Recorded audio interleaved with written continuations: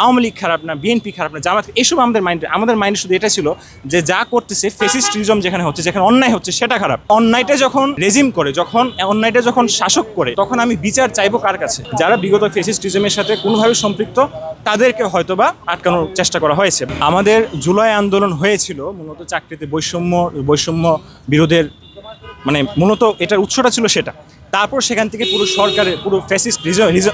পুরো ফ্যাসিস্ট রেজিমের বিরুদ্ধে আমাদের আন্দোলনটা চলে যায়। কিন্তু মানে সেই আন্দোলন হবার পর, সরকার পরিবর্তন হবার পর আমরা অন্তর্বর্তী সরকারকে আমরা বসেছি, আমরা ছাত্ররা বসিয়েছি। কিন্তু আমি মানে ছাত্রদের একাংশ তো আমিও, এবং আমার মতো যারা এই যে 25 জন যারা এখানে বঞ্চিত তারাও। আমার মেধাক্রম প্রথম হয়েছিল, কিন্তু আমি চাকরি পাইনি। একটা সহকারী প্রকৌশলী নিয়োগ, এটা সহকারী প্রকৌশলী পদে মেধা ছাড়া আর কোন ক্রাইটেরিয়া তারা বিবেচনা করে, আর কোন ক্রাইটেরিয়া তারা দেখতে চায়? যদি আমার কোনো ফৌজদারি অপরাধ না থাকে, যদি আমার পরিবারের কেউ যদি কোনো রকম রাজনৈতিক বিগত কোনো ফ্যাসিস্ট সরকারের সাথে যদি সম্পৃক্ত না থাকে, যদি আমার পরিবার যদি কোনো আমলযোগ্য কোনো অপরাধ না থাকে, তাহলে কোন অপরাধে আমাকে এবং আমি সহ এরকম 25 জনকে এইভাবে তারা মানে দীর্ঘায়িত করছে নিয়োগ প্রক্রিয়াটা, এবং আমাদেরকে না কিছুই জানাচ্ছে না, এবং আমাদেরকে মানে একটা টোটালি আমরা জানি না যে আমাদের ভবিষ্যৎটা কী।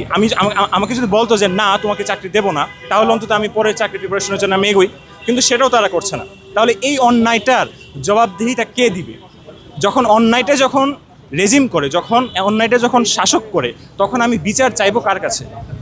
আমরা তো জানি না আসলে তারা কোন বিষয়, তারা এখানে মেধা ছাড়া মানে পরীক্ষার রেজাল্ট ছাড়া তারা আর কি বিষয় বিবেচনা করতেছে আমরা তো জানি না।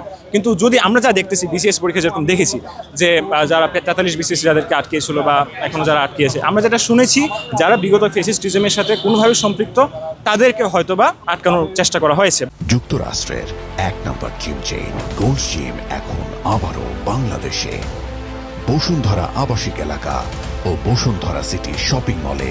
যারা কোনো অপরাধে সম্পৃক্ত, অপরাধ যারা করেছে বা যারা অপরাধ করেছে বলে হিন্ট আছে বা প্রমাণ আছে, তাদেরকে তো অবশ্যই সরকার এখানে কোনোভাবে তারা মানে শাস্তি দিবে বা করবে। কিন্তু আমি জানি আমি নিরপরাধ, আমি জানি আমার পরিবার নিরপরাধ, আমি জানি আমি এই বিগত ফ্যাসিস্টিজমের যতগুলা তারা অন্যায় করেছে। বুয়েটে পুরো বাংলাদেশে যখন আওয়ামী লীগ সরকার যখন নিয়ে চলছিল, তখন তো একমাত্র বুয়েটেই ছাত্রলীগের বিরুদ্ধে মানে আওয়াজ তুলেছিল, এবং আমার ব্যাচমেট আবরার হত্যার প্রতিবাদে আমি সহ আমার এখানে যারা বুয়েটের 17 ব্যাচে যারা ছিলেন তারা সশরীরে আন্দোলন করেছে এই ছাত্রলীগ নিষিদ্ধ করার জন্য। তখন আমাদের মাইন্ডে কিন্তু এটা ছিল না যে রাজনীতি খারাপ না কোনটা খারাপ, মেধার যেখানে মূল্যায়ন হয় সেরকম একটি রাষ্ট্র। কিন্তু আমি নিজে এবং আমার সাথে এই 25 জন তারাই হচ্ছে সেই বঞ্চনার শিকার।